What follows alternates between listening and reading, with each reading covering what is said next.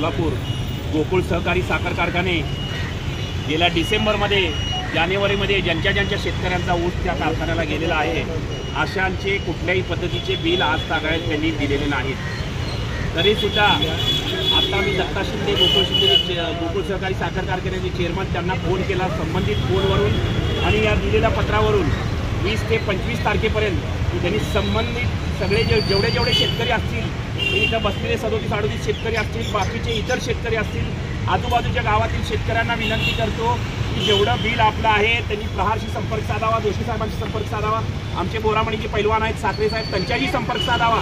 आपलं जर बिल 20 ते 25 तारखेपर्यंत नाही मिळालं तर मग तो साखर आयुक्त असू दे किंवा संबंधित गोकुळ सहकारी साखर कारखान्याचे चेअरमन असू दे यांना त्यांच्या खुर्चीवर बसू देणार नाही। हे या माध्यमातून मी प्रहारच्या माध्यमातून आपल्याला शब्द देतो आणि सगळ्या शेतकऱ्यांना मी ग्वाही देतो की 25 तारखेला जर बिल नाही जमा झालं तर संबंधित हे आंदोलन मोठ्या प्रमाणात 26 तारखेला आम्ही पेटवल्याशिवाय राहणार नाही। धन्यवाद।